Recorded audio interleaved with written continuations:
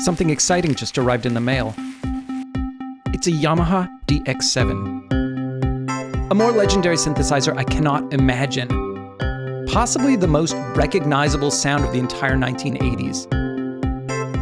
And yet, this is my first time laying hands on an actual, real DX7, so I figured I would make a video and we could get to know it together. And we'll also use it to talk a little bit about FM synthesis, as well as the surprisingly long legacy these sounds have had, and yes, how you can get your hands on these famous presets for free.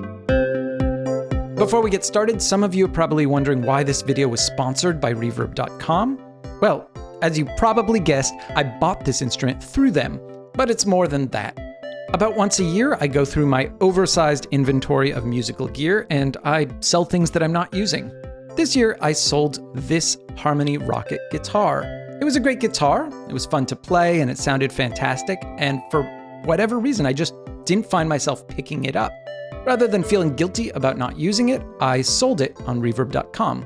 And the money from that sale is part of what enabled me to buy the DX7. It's the circle of life. Anyway, all of that is why it made perfect sense for Reverb to sponsor this video. By the way, the person who bought that guitar said that it was their new favorite guitar. What a great outcome. Okay, time to try this thing out.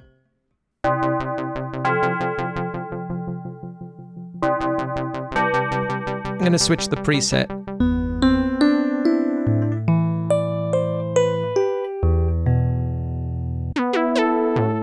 As I make my way through the presets, I'm struck by the breadth of different textures this thing can produce.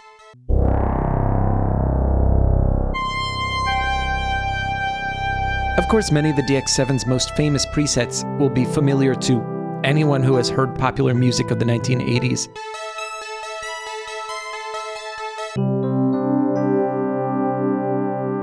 Sounds that are so deeply woven into our shared cultural experience that it's impossible to pin them down to any one song or movie soundtrack. Still, others are more esoteric. In fact, it seems I got a bit lucky. While most DX7s have only 32 slots for storing voices, this one has way more, thanks to an add-on circuit board by a company called Grey Matter. The previous owner has loaded the upper banks with weird, experimental sounds. Or maybe the memory got corrupted, I can't tell which. Either way, these patches really highlight the unique possibilities of this synthesis engine. Speaking of which, let's get into that. The DX7 generates sounds using a technique called FM synthesis. Here's my quick explanation of what that is.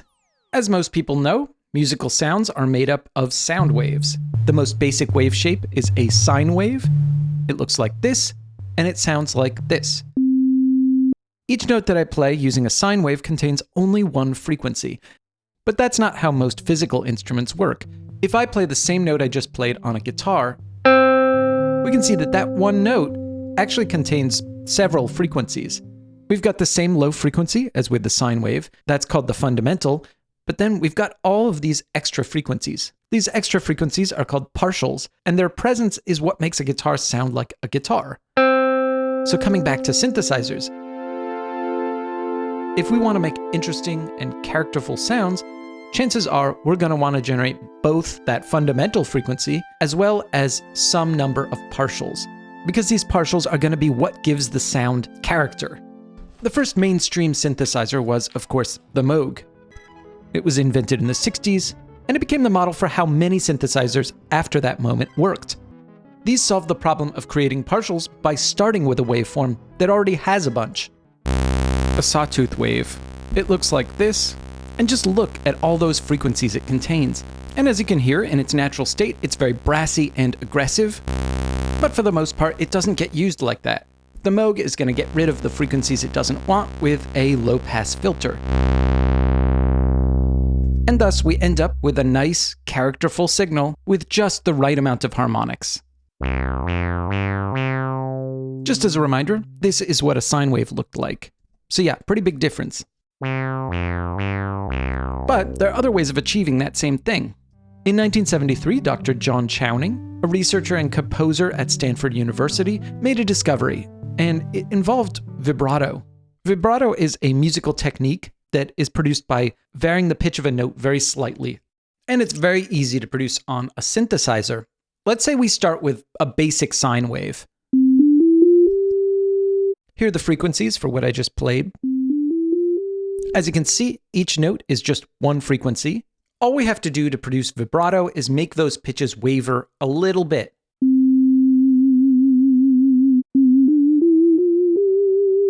Not bad, right? We can clearly distinguish the main note we're playing, but it also has this pleasant musical vibrato effect. But what happens if we make it faster? Doesn't sound so great, right? Let's keep going. Let's make it even faster. Now it sounds musical again. And if you look at the spectrogram for this signal, we can see we have actually more than one line. And we can hear it too. It's a brighter, more complex sound. Right now we're producing vibrato that's so fast, it's actually double the speed of the note we started with. And we can keep going. Check what happens if we do triple that speed. We get even more harmonics. Suddenly, we're producing sounds that a Moog-style synthesizer couldn't dream of. So anyway, as you've probably figured out by now, all of this is FM synthesis. John Chowning, who had discovered it, wrote up an article, and his institution, Stanford University, filed a patent. And for a couple of years, that was it. It existed just as a novel idea, an area of academic research. Stanford tried to shop the patent around to various American companies, none of whom were interested. The only company that showed any interest at all was Yamaha, who were already doing research into digital synthesis.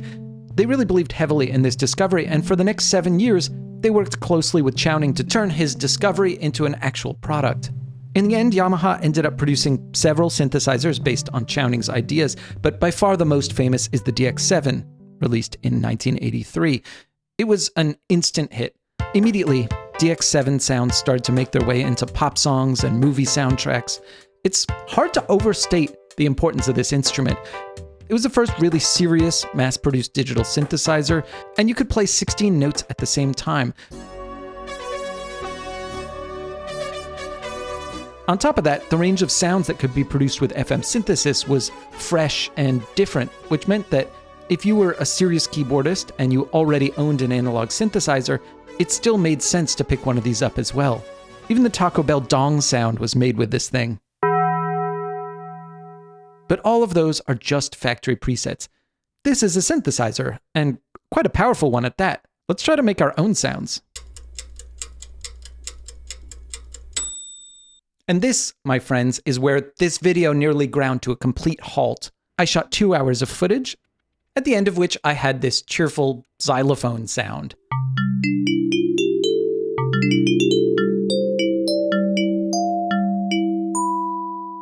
I think it sounds pretty nice, but the footage of me making that sound was not compelling to watch.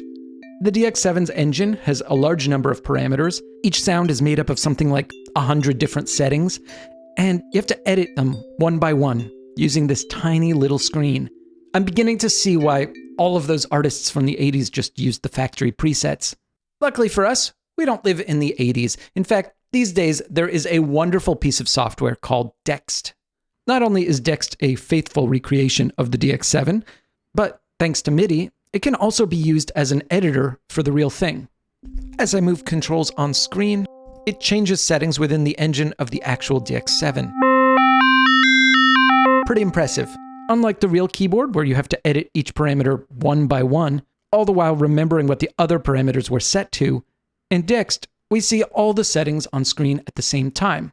The downside of this is obvious. That is a lot of knobs. Still, I'm able to recreate the sound I just made on the keyboard in about 2 minutes.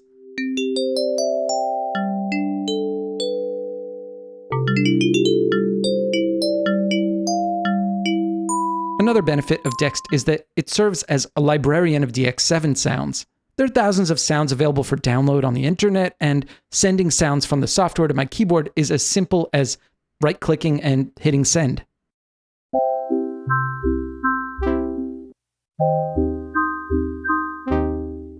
By the way, the preset we're hearing right now is the default Dext sound, the one that plays when you first open up the plugin.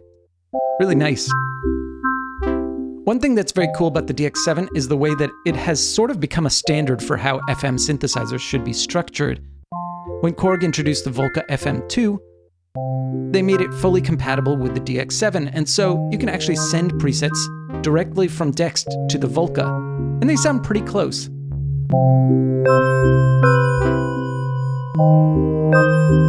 Also worth mentioning is a project you can build called Mini Dext. Basically, it's a bare metal version of Dext that runs on a tiny Raspberry Pi computer. Pretty amazing. In fact, if somebody asked me if they should go out and buy a vintage DX7, I'd probably tell them to get one of these instead. After all, the DX7 is massive, and unless you need that big keyboard for playing live, it probably makes sense to go for something a little more space efficient.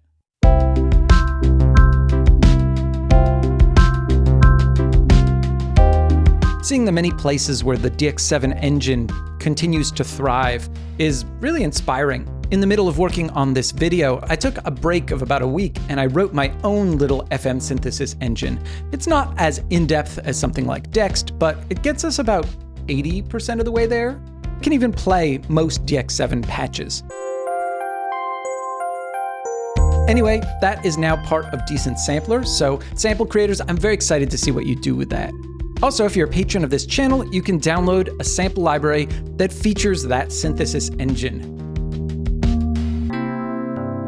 It's funny, I went into this video with a lot of preconceptions about what the DX7 was. I associate it with the music of the 1980s because that was the context in which I'd first heard it.